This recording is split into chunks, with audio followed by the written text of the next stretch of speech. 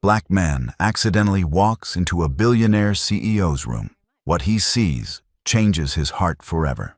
The 42nd floor of Whitfield Industries' Seattle headquarters buzzed with corporate efficiency as Kieran Rivers pushed his delivery cart through the marble-floored corridors, checking apartment numbers against his delivery manifest.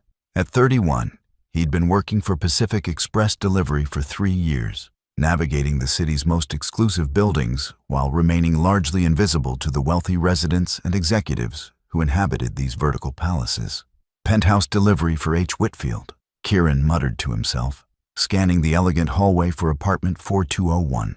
The package he carried contained what appeared to be medical supplies, items that seemed oddly personal for delivery to a corporate headquarters. But Kieran had learned not to question the private lives of Seattle's elite.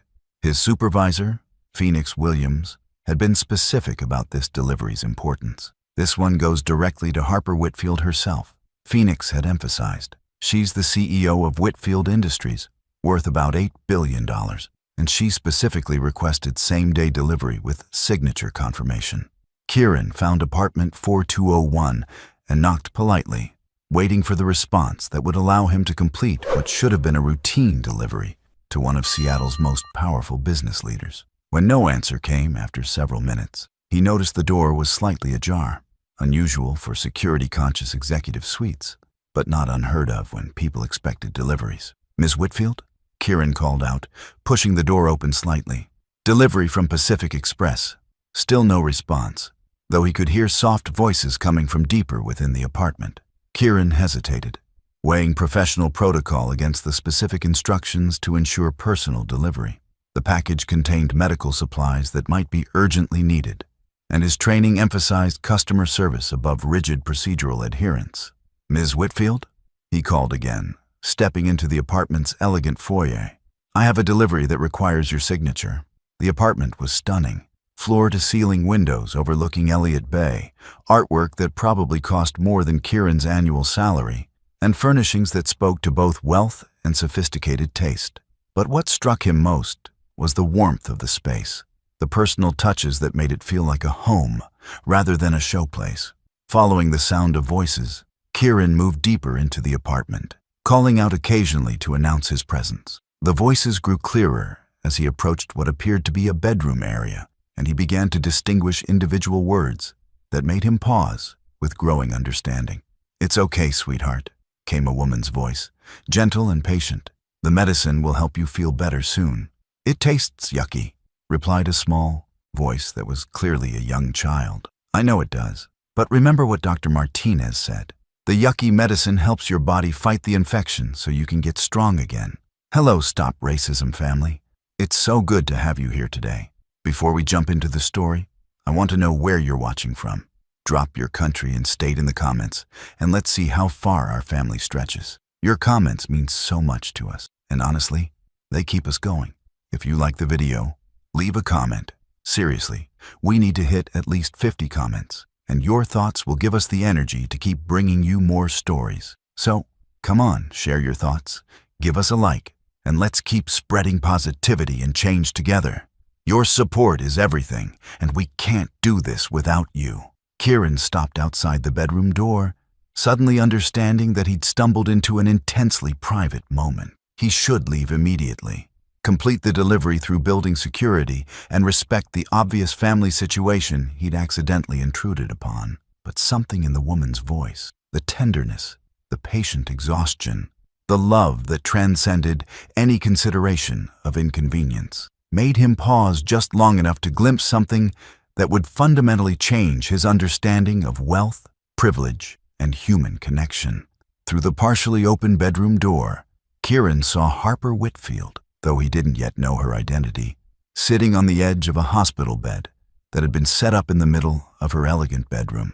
She was still wearing an expensive business suit, but it was wrinkled and disheveled in ways that suggested she'd been sitting there for hours. In the bed lay a little girl who couldn't have been more than 6 years old, clearly seriously ill based on the medical equipment surrounding her and the pale, fragile appearance that spoke to ongoing health struggles. The child had lost most of her hair, probably to chemotherapy treatments, but her eyes held the kind of bright intelligence that seemed to illuminate her small face. What stopped Kieran completely was the scene of absolute devotion he witnessed. Harper Whitfield, one of the most powerful businesswomen in America, was reading a picture book to the sick child with complete focus and attention, occasionally pausing to adjust blankets, check temperature monitors, or simply stroke the little girl's forehead with infinite gentleness. "Mommy, will you stay until I fall asleep?"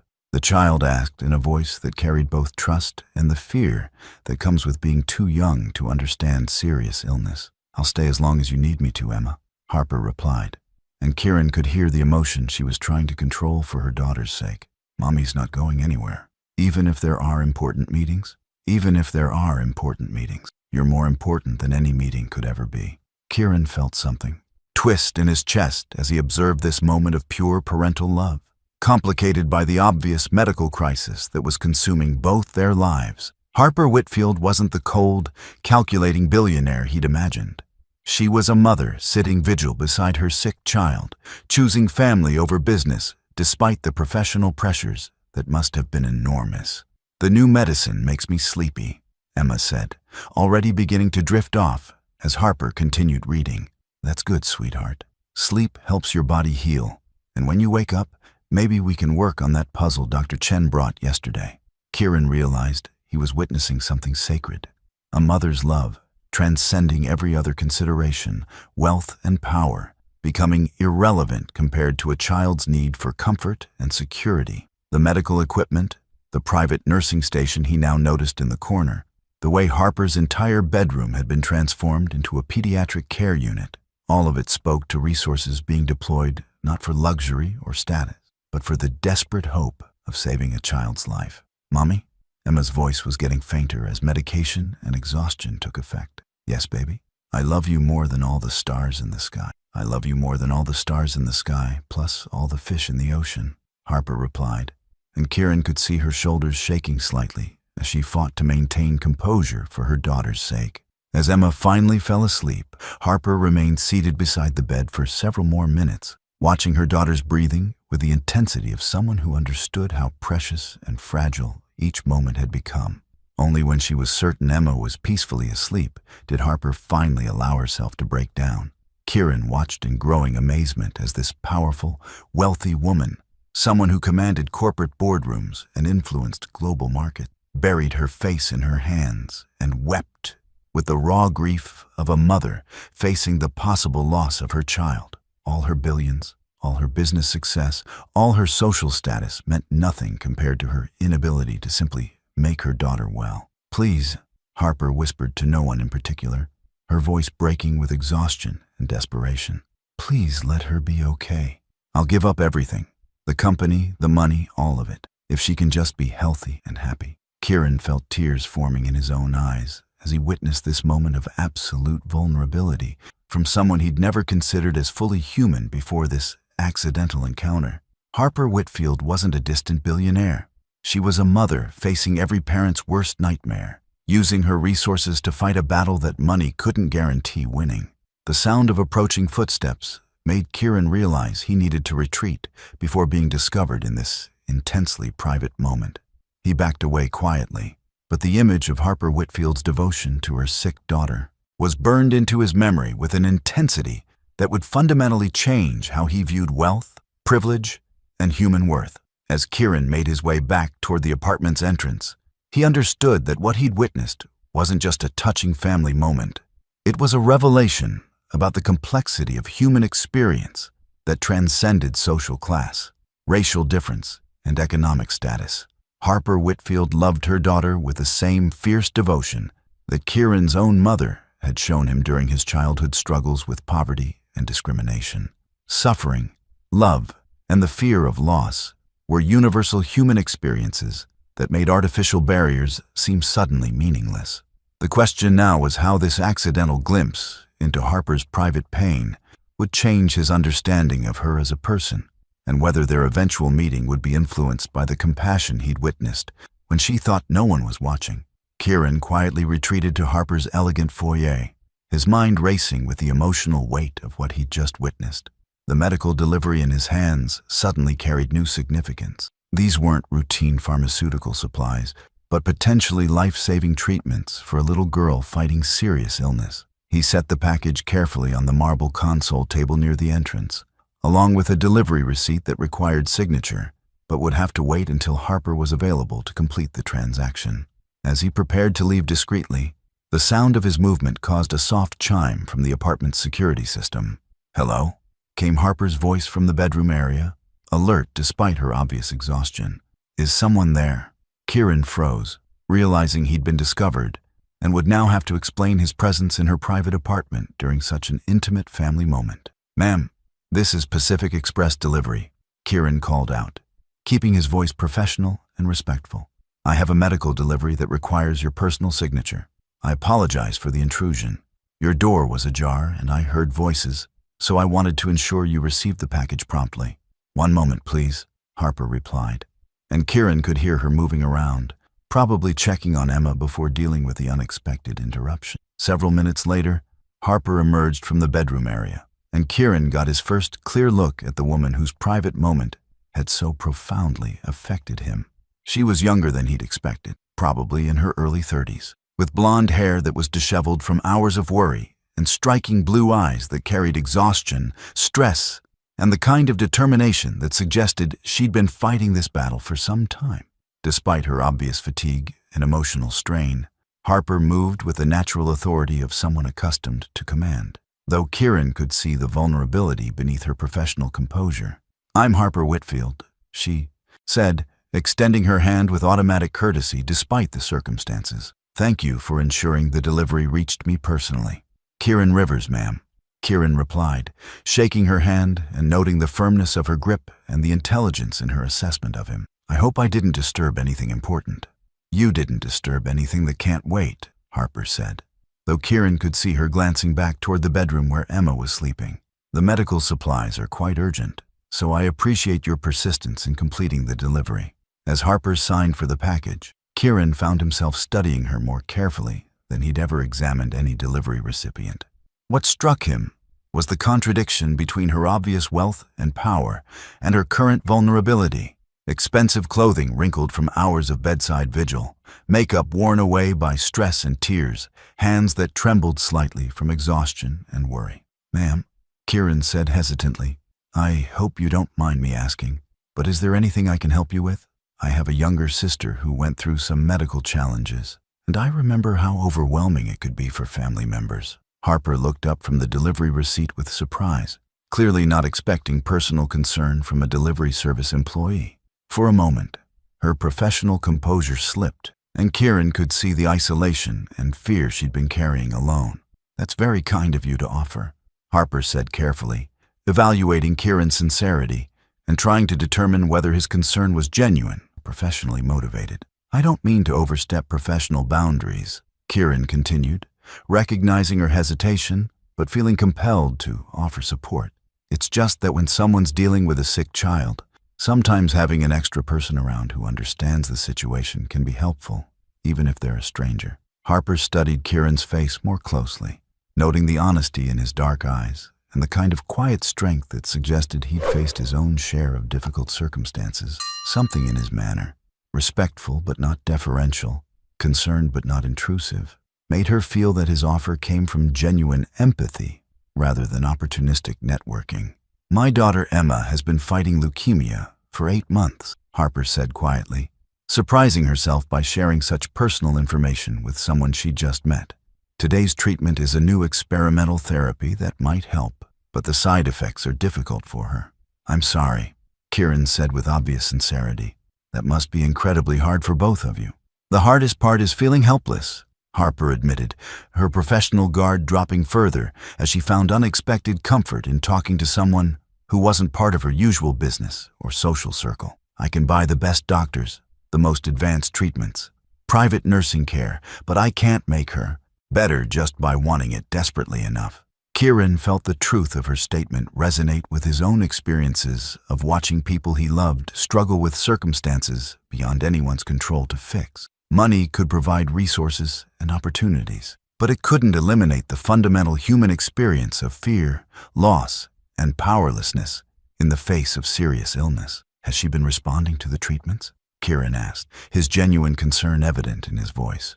Some improvement, but it's been a difficult process, Harper replied, glancing again toward the bedroom. She's so brave, much braver than I am most of the time. Children often are, Kieran observed. They accept difficult circumstances that would break most adults. Their conversation was interrupted by a soft call from the bedroom. Mommy, is everything okay out there? Everything's fine, sweetheart, Harper called back, immediately shifting back into mother mode. I'll be right there. She turned back to Kieran with obvious reluctance to end their conversation, but clear priority for returning to her daughter's side. Thank you for the delivery and for your kindness, Harper said, extending her hand again. It means more than you probably realize. Ma'am, Kieran said as they shook hands. If you ever need anything, grocery runs, pharmacy pickups, even just someone to sit in waiting rooms, I'd be happy to help. Sometimes having support from people who understand makes the difficult days a little easier. Harper looked at him with genuine surprise and something that might have been gratitude. Why would you offer that? You don't even know me. Because what you're going through shouldn't have to be faced alone, regardless of who you are or what resources you have, Kieran replied with simple honesty. And because I could see how much you love her when I accidentally overheard you reading to her. That kind of love deserves support. For the first time since their conversation began, Harper smiled, a real smile that transformed her tired features and revealed the warmth that had been hidden beneath stress and exhaustion. What kind of work did you do before delivery service? Harper asked, clearly recognizing that Kieran possessed sensitivity and intelligence that suggested broader life experiences. Different things, Kieran replied carefully. Some social work, some teaching, odd jobs as needed. Life doesn't always follow the path you plan. No, it doesn't, Harper agreed, thinking about how her business success had become secondary to her daughter's health crisis. But sometimes, unexpected paths lead to meaningful connections. As Kieran prepared to leave, both felt that their brief encounter had created something significant, a moment of genuine human connection that transcended their obvious differences in social status, race, and economic circumstances. Kieran, Harper said as he reached the door, would you be willing to give me your contact information? Not for business reasons, but because you're the first person in months who's offered help without expecting anything in return. Of course, Kieran said, writing his phone number on the back of a delivery receipt. And Miss Whitfield, I meant what I said about helping. Whatever you need, whenever you need it. As Kieran left Harper's apartment, both understood that their accidental meeting had created possibilities for connection that neither had anticipated when the day began. The question was whether their obvious differences in background, race, and social position would prevent the development of what had started as simple human compassion in the face of shared understanding about love, loss, and the challenges that no amount of wealth or privilege could solve alone. 3 days later, Kieran's phone buzzed with a text from an unknown number. This is Harper Whitfield. Emma's having a difficult day with treatment side effects. Would you be available to help with a pharmacy run? I don't want to leave her, but she needs medication that requires immediate pickup. Kieran stared at the message, surprised that Harper had actually reached out and touched that she'd felt comfortable asking for help during what was obviously a crisis moment. Of course, he texted back immediately. Send me the pharmacy information and I'll take care of it right away. 30 minutes later, Kieran stood in the prescription pickup line at Seattle Children's Hospital Pharmacy, holding Harper's insurance cards and detailed medication instructions while surrounded by other parents and family members facing similar challenges with sick children. The pharmacy experience gave Kieran deeper insight into the medical reality that Harper and Emma were navigating. The medications were complex, expensive despite insurance coverage, and came with warning labels that spoke to serious side effects and careful monitoring requirements. These are for Emma Whitfield? Asked the pharmacist, a kind woman named Dr. Luna Martinez, who seemed familiar with their case. Yes, I'm picking up for her mother, Kieran explained, showing Harper's written authorization. How is Emma doing with the new treatment protocol? Dr. Martinez asked with obvious personal concern for her young patient. Having a difficult day, according to her mom, Kieran replied, feeling oddly protective of both Harper and Emma, despite having met them only recently. The first few weeks are often the hardest, Dr. Martinez said, as she packaged the medications carefully. But Emma's a fighter, and she has incredibly devoted family support. That makes a significant difference in treatment outcomes. As Kieran returned to Whitfield Industries with the medications, he found himself reflecting on how his perception of wealth and privilege was being challenged by Harper's reality. Her billions couldn't protect Emma from illness, couldn't eliminate the need for constant vigilance and medical management, couldn't spare either of them from the fear and exhaustion that accompanied serious childhood disease. "Thank you so much," Harper said when Kieran arrived at her apartment, her relief evident as she took the pharmacy bag. "Dr. Martinez called to let me know you'd handled everything perfectly. How is Emma today?" Kieran asked, noting that Harper looked even more tired than during their first meeting. "Struggling," Harper admitted, her voice carrying the strain of watching her daughter suffer. "The new medication causes nausea and fatigue, but it's necessary for the treatment to be effective. Is there anything else I can do? Grocery shopping, meal preparation, anything that would free up your time to focus on Emma?" Harper looked at Kieran with growing appreciation for his continued offers of practical support. "Actually, yes. I've been trying to maintain some work responsibilities from home, but it's difficult to concentrate during Emma's treatment hours. Would you be willing to sit with her while I handle a conference call? She's been asking about the nice delivery man who helped Mommy." "I'd be honored," Kieran said, touched that Emma had remembered their brief encounter and that Harper trusted him with her daughter's care. The next hour gave Kieran his first real interaction with Emma Whitfield, and he quickly understood why Harper was fighting so fiercely for her daughter's health. Despite her obvious illness, Emma possessed a bright curiosity and engaging personality that made it easy to forget about her medical circumstances. "Do you have any kids?" Emma asked as Kieran helped her with a puzzle featuring marine animals, a therapeutic activity recommended by her medical team. "No kids of my own, but I have a younger sister I helped take care of when we were growing up," Kieran replied, impressed by Emma's ability to focus despite feeling unwell. "What's her name?" "Sage. She's in college now, studying to be a nurse because she wants to help kids who are sick like you." "That's really cool," Emma said, carefully placing a puzzle piece depicting a whale. "I want to help other kids too when I get better. What kind of help do you want to give them?" "I want to tell them that being sick is scary, but you can still have fun and learn things and love your family, and that the medicine tastes yucky, but it helps you get strong." Kieran felt his heart clench at Emma's matter-of-fact acceptance of her difficult circumstances and her desire to use her experience to help others facing similar challenges. "That's a wonderful goal," Kieran said seriously. "I think you'll be really good at helping other kids because you understand what they're going through." "Do you think I'll get better?" Emma asked with the directness that children often bring to life's biggest question. Kieran considered his answer carefully, wanting to be honest while maintaining hope.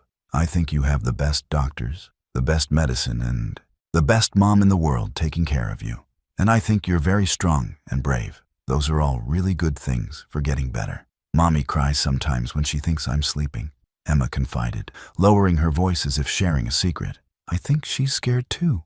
"I think all moms get scared when their kids are sick," Kieran replied gently. "It's because they love you so much that they want to make everything better right away. I love her too, even when she has to give me medicine that tastes gross." When Harper returned from her conference call, she found Kieran and Emma engaged in animated conversation about ocean animals, with Emma clearly enjoying the attention and distraction from her medical discomfort. "How did everything go?" Harper asked, noting that Emma seemed more energetic than she'd been all day. "Kieran knows lots of cool stuff about whales," Emma announced, "and he said his sister wants to be a nurse like the nice nurses who help me." "That's wonderful," Harper said, studying Kieran with growing respect for his natural ability to connect with children and provide exactly the kind of support Emma needed. "The conference call went well?" Kieran asked as Emma settled in for an afternoon nap. "Better than expected, thanks to having someone I could trust with Emma," Harper replied, walking with Kieran toward the apartment's living area. "You have a natural gift with children. I've had practice with my sister and some volunteer work," Kieran said modestly. "Emma's easy to talk to.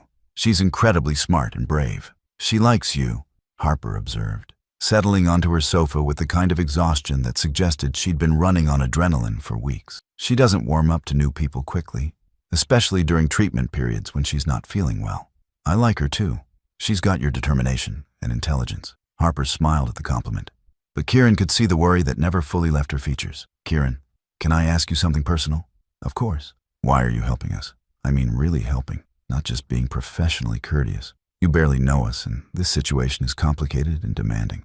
Kieran considered how much truth to share about his growing feelings for both Harper and Emma, and his sense that their lives had become intertwined in ways that went beyond accidental delivery circumstances. Because what I saw that first day, the love you have for Emma, the sacrifice you're making, the way you're fighting for her, it reminded me of my own mother's love during difficult times in my childhood, Kieran said honestly.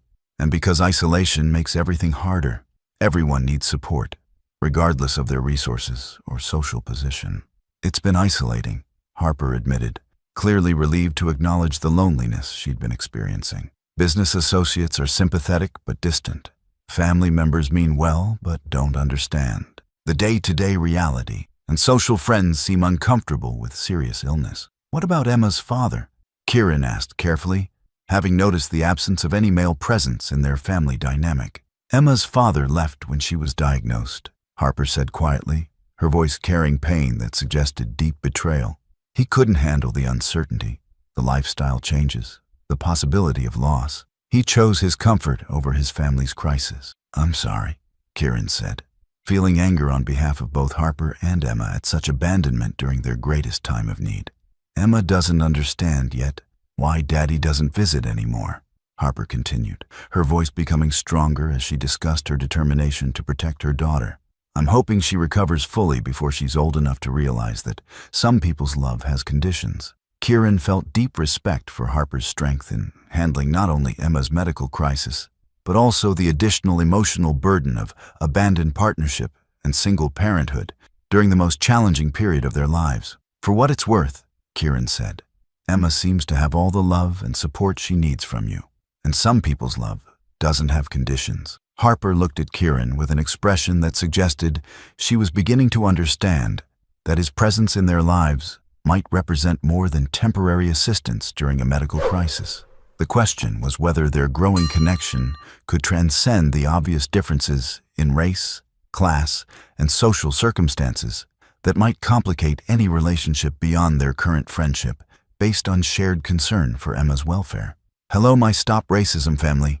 Thank you for tuning in today. Before we dive deeper into this beautiful love story, I want to hear from you. Where are you watching from? Drop your country and state in the comments below. Also, I'd love to know your thoughts. What did you think of the story so far? Do you believe love can truly conquer prejudice? Let us know in the comments. We love reading them. And trust me, your words motivate us to keep making these videos. Let's make this video reach at least 50 comments. Your support means the world to us, and it drives us to create even more meaningful content for you. So don't forget to comment, share, and keep spreading love. 2 weeks into what had begun as temporary assistance, Kieran found himself integrated into Harper and Emma's daily routine in ways that felt natural despite their unconventional circumstances. He'd arranged flexible hours with Pacific Express to accommodate Emma's medical schedule, and Harper had insisted on paying him consultant rates for what she termed family support services. You don't need to pay me for helping, Kieran had protested during one of their early arrangements. I need to pay you because your help has become essential to Emma's care and my ability to maintain any work responsibilities, Harper had replied firmly. And because I don't want our relationship to be based on charity in either direction. Her insistence on fair compensation had actually deepened Kieran's respect for Harper's character, showing that she understood the importance of equity and mutual respect in any sustainable relationship. On this particular Thursday morning, Kieran arrived to find Harper in her home office, handling a crisis with one of Whitfield Industries' major acquisitions, while Emma received IV treatments from Ruby Washington, the private nurse who provided medical support during intensive therapy periods. The Singapore manufacturing delays are going to affect our Q4 projections, Harper was explaining to someone via video conference, her voice carrying the authority and strategic thinking that had built her business empire. Kieran watched with fascination as Harper seamlessly managed high-stakes corporate decisions while simultaneously monitoring Emma's medical care, occasionally stepping out of meetings to check medication schedules or comfort her daughter during difficult treatment moments. Mommy has to work sometimes, Emma explained to Kieran as he settled beside her hospital bed with a new collection of audiobooks they'd selected together. But she always makes time for my medicine and reading stories. Your mom is really good at taking care of both her business and her family, Kieran observed, impressed by Harper's ability to maintain professional excellence while prioritizing Emma's needs. She's the best mom ever, Emma said with simple conviction. And you're really nice too. Are you going to keep helping us even after I get all better? Emma's question caught Kieran off guard, making him realize how completely he'd become emotionally invested in both her recovery and their family dynamic. Do you want me to keep helping? Kieran asked carefully. Yes, because you make mommy smile more, and you know good stories, and you bring me books about animals, Emma replied with a 6-year-old logic that cut straight to the heart of their developing relationship.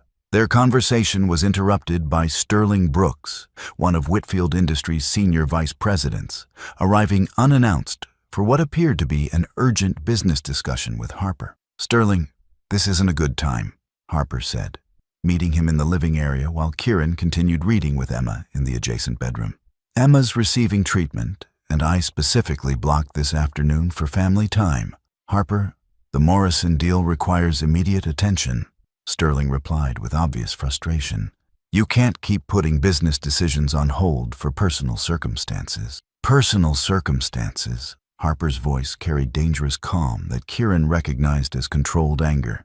My daughter's cancer treatment isn't a personal circumstance. It's my priority, and it takes precedence over any business deal. I understand that Emma's health is important, but you have responsibilities to shareholders, employees, and business partners that can't be indefinitely postponed. Kieran found himself listening to this exchange while helping Emma with her audiobook, noting the casual dismissal in Sterling's tone when discussing Emma's life-threatening illness. Sterling, Harper said with finality, unless there's an actual emergency that threatens people's safety or the company's survival, business decisions can wait until Emma's treatment schedule allows proper attention. If you can't respect that priority, perhaps you need to reconsider your position with this company. After Sterling left with obvious displeasure, Harper returned to Emma's bedside, looking tired and frustrated with the additional stress of managing unsympathetic business associates. Is everything okay, Mommy? Emma asked, noticing her mother's tension. Everything's fine, sweetheart, Harper said, settling beside Emma's bed and automatically checking her medication monitors. Some people just don't understand that family comes before work. Kieran understands, Emma observed with childlike directness. He always asks how I'm feeling before he talks about anything else. Harper looked at Kieran with growing appreciation for his sensitivity to their family dynamics and his natural prioritization of Emma's well-being over any other considerations. Kieran does understand, Harper agreed, her voice carrying warmth that suggested her feelings for him extended beyond gratitude for practical assistance. That evening, after Emma had fallen asleep and Ruby Washington had completed the day's medical care, Harper and Kieran found themselves sharing dinner and conversation in her apartment's elegant dining area overlooking Seattle's evening skyline. Sterling's not wrong about the business pressures, Harper said, swirling wine in her glass while reflecting on the day's conflicts. Running a multi-billion-dollar company while managing Emma's care is logistically challenging, but he's wrong about priorities, Kieran observed. Emma's health is more important than any business deal, regardless of the financial implications. Not everyone sees it that way, Harper replied. Some board members have suggested that I take a leave of absence until Emma's situation is resolved, letting other executives handle strategic decisions. What's your response to that suggestion? That I'm capable of making excellent business decisions while being a devoted mother, and that anyone who can't understand that balance isn't someone I want making decisions about my company. Kieran felt deep admiration for Harper's refusal to compromise either her professional competence or her parental devotion to accommodate other people's limited understanding of her circumstances. Can I ask you something personal? Harper said, studying Kieran across the candlelit table. Always. What do you see in our situation that makes you want to be part of it? I mean, honestly, you're a single man in your 30s with no obligations to us, helping with someone else's sick child and complicated family circumstances. Most people would find that overwhelming or unappealing. Kieran considered how much truth to share about his growing feelings for both Harper and Emma, and his sense that their lives had become essential to his own happiness and sense of purpose. I see strength, love, and resilience that inspire me. Kieran said honestly. I see a mother who's fighting for her daughter with everything she has, and a little girl who faces serious illness with courage and hope. I see a family that's dealing with the worst possible circumstances while maintaining dignity, humor, and love for each other. And that appeals to you rather than frightening you away? It appeals to me because it's real in ways that most of my life hasn't been. Your love for Emma, her trust in you, the way you've both handled this crisis. It's the kind of authentic human experience that makes everything else seem secondary. Harper set down her wine glass and looked directly at Kieran with an intensity that suggested their conversation had moved into territory that would define their future relationship. Kieran, she said carefully, I need you to know that Emma and I come as a package deal. Her medical needs will continue for at least another year, possibly longer. Our life is structured around treatment schedules, doctor appointments, and the constant awareness that we're fighting a disease that could take her from me. I understand that, do you? Because it means that any relationship with me involves accepting responsibility for a seriously ill child, navigating complex medical decisions, and dealing with uncertainty about outcomes that no one can control. Harper, Kieran said, reaching across the table to take her hand, I fell in love with both of you weeks ago. Emma's illness doesn't change that. It makes me more committed to being someone you can depend on during the hardest parts of this fight. You fell in love with us? Harper asked, her voice carrying hope mixed with caution about moving their relationship beyond friendship and practical support. Completely, Kieran confirmed. With your strength, your devotion to Emma, your ability to maintain grace under impossible pressure, and with Emma's courage, intelligence, and trust in the adults around her to take care of what she can't control. Harper felt tears forming as she processed the reality that someone had not only accepted their complicated circumstances, but had chosen to love them because of, rather than despite, the challenges they faced together. I love you too, Harper said quietly, but I need you to understand that Emma will always be my first priority, that our life will always revolve around her needs, and that loving us means accepting uncertainty about our future. I wouldn't want it any other way, Kieran replied.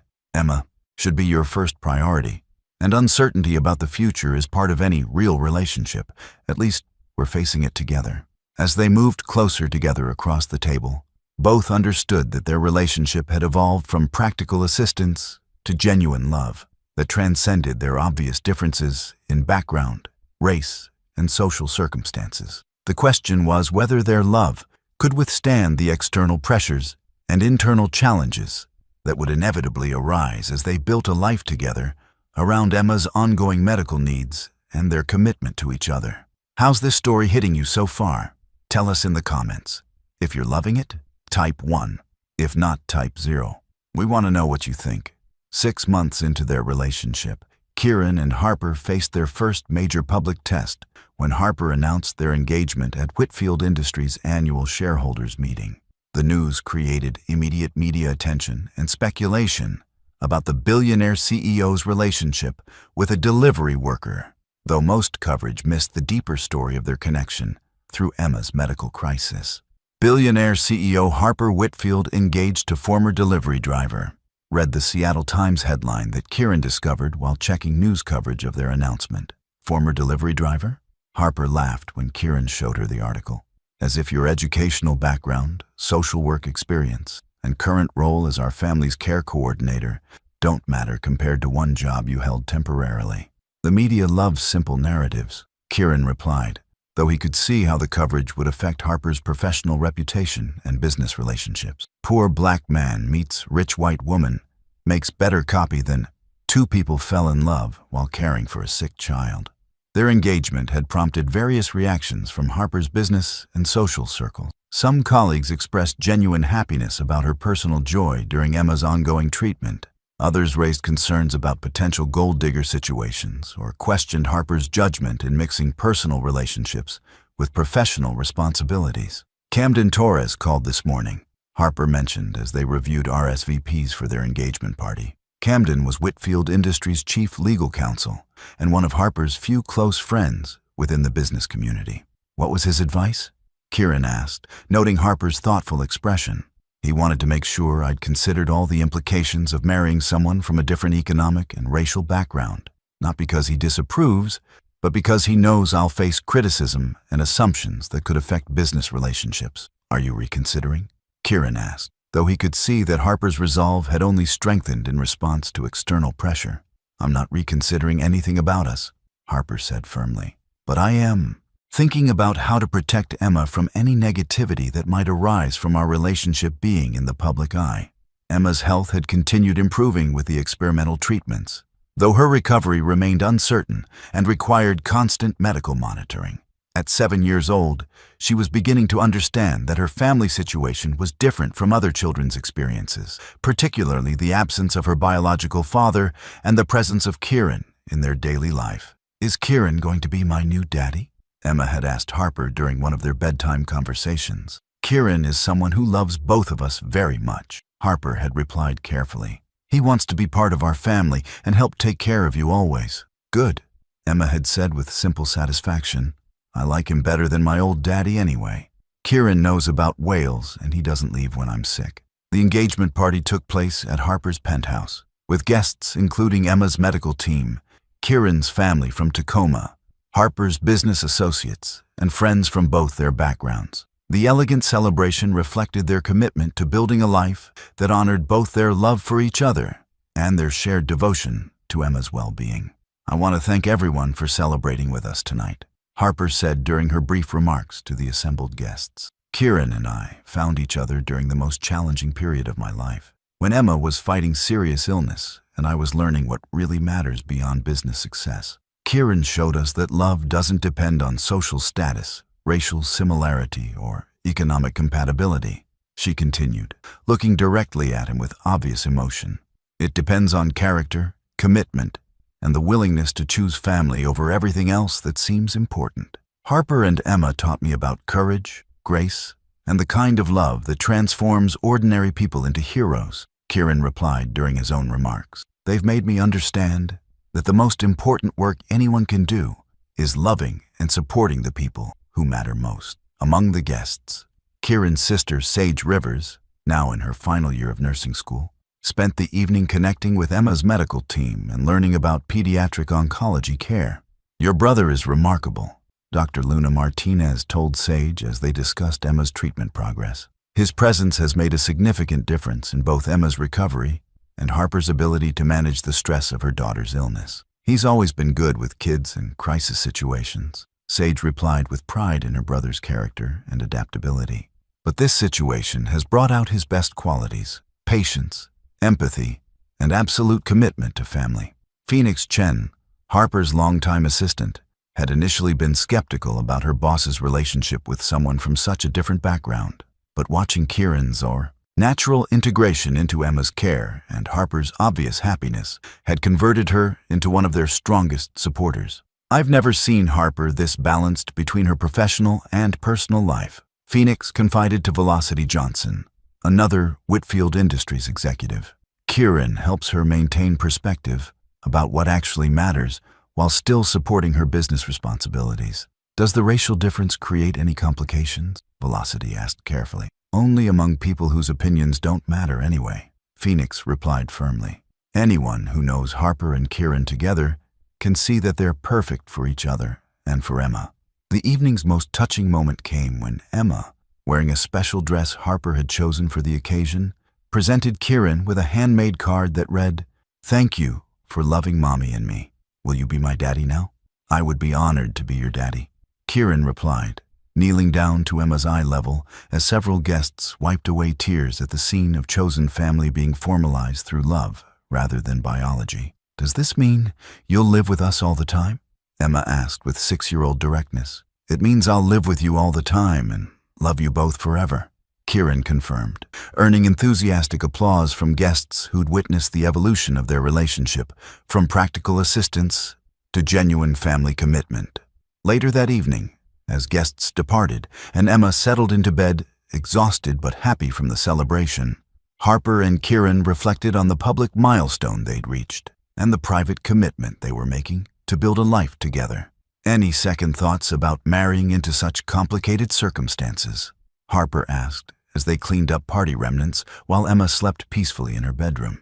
"Only second thoughts about waiting so long to propose," Kieran replied, pulling Harper close as they stood in her living room, surrounded by engagement gifts and flowers. I should have asked you months ago. I needed time to believe that someone would choose us knowing everything our life entails, Harper admitted. Emma's ongoing medical needs, the demands of running my company, the public scrutiny of our relationship.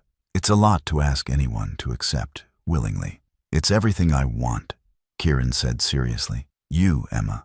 The challenge of building something meaningful together. I can't imagine wanting anything else. As they prepared for bed in the apartment that had become their shared home, both understood that their engagement represented more than personal commitment. It was a statement about love, transcending artificial barriers, family being created through choice and devotion, and the possibility of building happiness despite difficult circumstances. The question was whether their love would prove strong enough to weather the challenges that lay ahead. Emma's continued medical treatment, the pressures of blending their different backgrounds into one family, and the external judgment from people who questioned relationships that crossed racial and economic lines. But looking at Emma sleeping peacefully in her bedroom, surrounded by medical equipment that had become part of their normal family environment, Harper and Kieran felt confident that any challenge could be overcome by people committed to loving and protecting each other unconditionally. 1 year later, Harper and Kieran's wedding took place in the Children's Garden at Seattle Children's Hospital, a location they'd chosen to honor the medical team that had helped save Emma's life, and to celebrate their love in the place where their family had been forged through crisis and commitment. Emma, now 8 years old and in full remission from her leukemia, served as maid of honor while wearing a special dress that Harper had designed to match her own wedding gown. The sight of Emma healthy, happy, and excited about officially becoming Kieran's daughter brought tears to every guest present. Dearly beloved, began Reverend Ivy Blackwood, who'd agreed to officiate despite the unconventional venue. We gather today to celebrate not just the marriage of Harper and Kieran, but the formation of a family that has proven love's power to transcend every obstacle society tries to impose. The ceremony included traditional vows, supplemented by special promises Kieran made to Emma about being her father, protector, and lifelong supporter through whatever challenges the future might bring. Emma Rivers, Kieran said during their family vows, using the surname she'd chosen to adopt. I promise to love you, guide you, and stand beside you for every adventure, achievement, and difficulty you face. You made me understand what it means to be a father, and I'm grateful every day that you chose me for that role. I promise to always listen to your stories about Whale, Emma replied, bringing laughter to the assembled guests, and to remember that you love me even when I don't want to take medicine or go to bed on time. Harper's wedding vows reflected the journey that had brought them together and the future they were committing to build despite uncertain medical outcomes and social pressures. Kieran, Harper said, her voice strong and clear, you appeared in our lives during our darkest moment and chose to stay through every challenge that followed. You taught me that love isn't about finding someone who fits perfectly into your existing life. It's about finding someone worth creating an entirely new life with. Harper and Emma, Kieran replied, you saved me from a life I didn't realize was empty until you filled it with purpose, meaning, and the kind of love that makes every day feel like a gift. You taught me that family isn't about blood relations or social expectations. It's about people who choose to love each other unconditionally. The reception featured a mix of Harper's business, associates, Kieran's extended family and friends, Emma's medical team, and the community of supporters who'd helped their family navigate the previous 2 years of crisis and growth. To Harper and Kieran, said Dr. Luna Martinez during the toast, whose love story reminds us that healing happens not just through medical treatment, but through the support of people committed to each other's well-being. To a family that proves love really can conquer fear, prejudice, and any obstacle that tries to separate people who belong together, added Camden Torres, raising his glass with obvious emotion. Sage Rivers, now a pediatric nurse inspired by her brother's experience with Emma's care, spoke about watching Kieran discover his calling as a father and partner during the most challenging circumstances possible. My brother taught me that real strength isn't about avoiding difficult situations, Sage said, but about choosing love even when, especially when, it requires sacrifice, uncertainty, and the courage to build something new. Sterling Brooks, who'd initially criticized Harper's priorities, offered a public apology for his lack of understanding about the importance of family over business demands. Harper taught our entire company that leadership means making decisions based on values rather than convenience, Sterling admitted. Her commitment to Emma while maintaining business excellence showed us all what authentic success looks like. The evening's most powerful moment came when Emma presented Harper and Kieran with a scrapbook she'd created, documenting their family's journey from the day Kieran brought medicine to help me feel better, through the day he officially became my daddy. "This is our family story," Emma announced to the gathered guests, "about how love helps people get better and stay together forever." 5 years later, the Rivers family had expanded to include twin boys, Quentin and Lennox, while Emma thrived as a healthy 12-year-old who volunteered with pediatric cancer support groups, sharing her experience with other children facing similar challenges. Kieran had used his experience with Emma's medical care to establish Rivers Family Support Services, providing practical assistance and emotional support to families navigating childhood illness. His work had grown into a nonprofit organization that employed social workers, nurses, and family advocates throughout the Pacific Northwest. Harper had restructured Whitfield Industries to include mandatory family support policies for employees dealing with serious illness, extended medical leave policies, and on-site childcare facilities. Her company had become a model for businesses recognizing that supporting employees' family needs improved both personal well-being and professional performance. "Do you ever think about that first day when you accidentally walked into our apartment?" Harper asked Kieran as they watched their children playing in their backyard garden, which included a memorial section honoring other families who'd fought pediatric cancer.